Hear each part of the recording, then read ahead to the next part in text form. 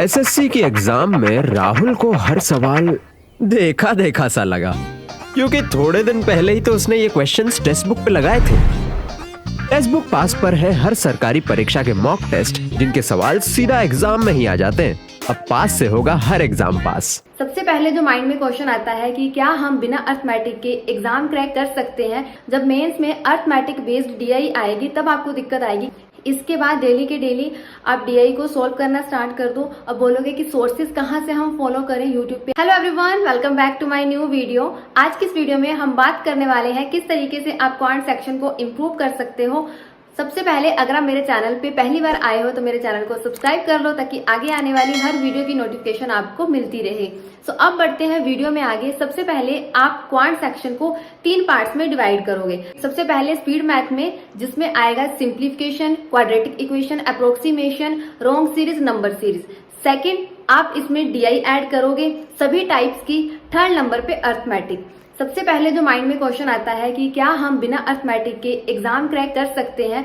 देखिए, क्लर्क का exam crack करना तो बहुत मुश्किल है, क्योंकि आपको पता है क्लर्क में अच्छी खासी कट ऑफ जाती है, तो उसके लिए आपको अर्थमेटिक भी साथ में प्रिपेयर करना पड़ेगा। और रही बात पीओ की, अगर आप प्री क्लियर कर भी लेते हो, मान लो कट ऑफ इतनी हाई नहीं जाती है कि आप विदाउट अर्थमेटिक जितने भी क्वेश्चन अटेम्प्ट कर रहे हो वो सारे सही हैं, फुल एक्यूरेसी के साथ आपकी कट ऑफ वहां क्लियर हो जाती है। जब मेंस में अर्थमेटिक बेस्ड डीआई आएगी तब आपको दिक्कत आएगी, क्योंकि जब आपने अर्थमेटिक प्रिपेयर ही नहीं किया होगा तो आप वहां पे डीआई भी सॉल्व नहीं कर पाओगे। सो मैं यही रेकमेंड करूंगी कि अर्थमेटिक को जरूर प्रिपेयर करो। बहुत ज्यादा चैप्टर नहीं तो थोड़े कम चैप्टर प्रिपेयर कर लो पीओ के लिए, बट अर्थमेटिक को जरूर प्रिपेयर करना। आप पहले छोटे चैप्टर से स्टार्ट करो, और जैसे जैसे आपके चैप्टर्स कंप्लीट होते जाएंगे उसके बाद आप फर्दर जो बड़े चैप्टर्स हैं उनको कंप्लीट करना। तो वापस आते हैं सबसे पहले फर्स्ट पार्ट पे। तो सबसे पहले आपको स्पीड मैथ के लिए डेली के डेली टेबल्स रिवाइज करने हैं। ये आपको 45 डेज तक रूटीन में ऐसे ही करना है कि डेली के daily tables, square root, cube root, और इसके साथ ही परसेंटेज का छोटा सा चार्ट बना के रख लेना, या फिर स्क्रीनशॉट वगैरह लेके रख लेना जहां से आपको मिल जाए। फिर आप उसके बाद उस परसेंटेज के चैप्टर को डेली रिवाइज करोगे, पढ़ोगे, ताकि वो आपको जो फ्रैक्शंस है वो याद रहे कि अगर कहीं एग्जाम में ये फ्रैक्शन आए तो उसकी डायरेक्ट वैल्यू क्या होती है। ऐसा नहीं है कि आप उसको कैलकुलेट करने बैठेंगे। सो ध्यान रहे कि आप इन चीजों को डेली के डेली पढ़ोगे। उसके बाद आप डेली के daily speed math, quadratic equation, missing series, wrong series, approximation, इन सबके क्वेश्चन सॉल्व करोगे।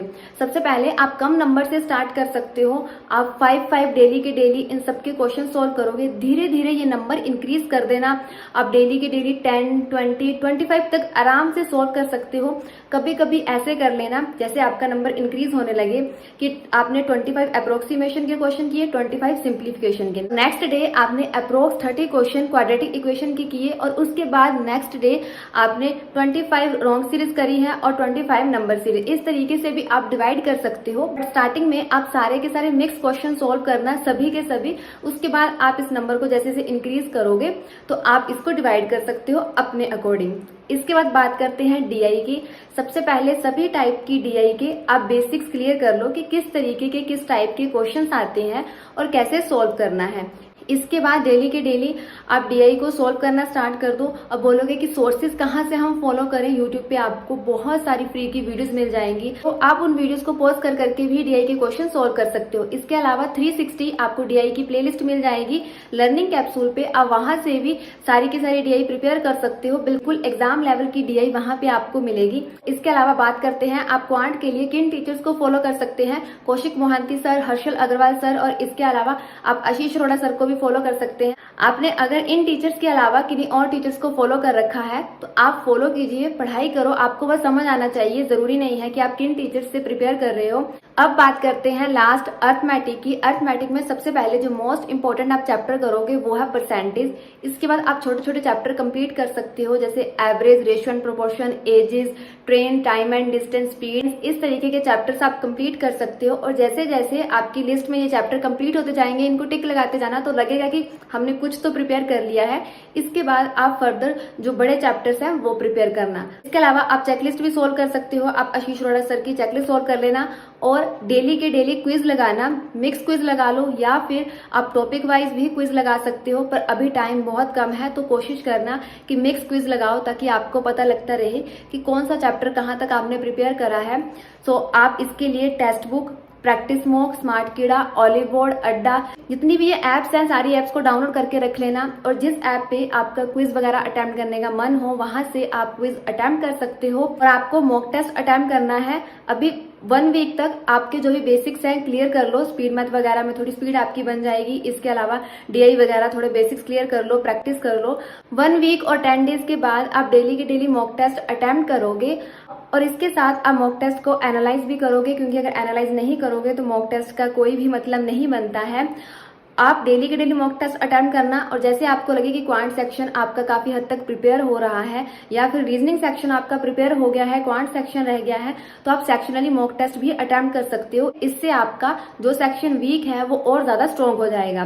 सो डेली आप मॉक टेस्ट अटेम्प्ट करोगे और जो सेक्शन आपका वीक होगा उस सेक्शन का सेक्शनली मॉक टेस्ट अटेम्प्ट करना। जैसे ही 15 डेज बचेंगे या फिर 10 डेज बचेंगे तब आप डेली के डेली 2 मॉक टेस्ट अटेम्प्ट करना स्टार्ट कर देना और उनको एनालाइज करना। आप मॉक टेस्ट अटेम्प्ट कर सकते हो टेक्स्ट बुक पे, काफी अच्छा लेवल होता है इनका। इसके अलावा स्मार्ट कीड़ा, ऑलिव बोर्ड, जिस भी ऐप पे आपको सही लगे आप मॉक टेस्ट अटेम्प्ट कर सकते हो।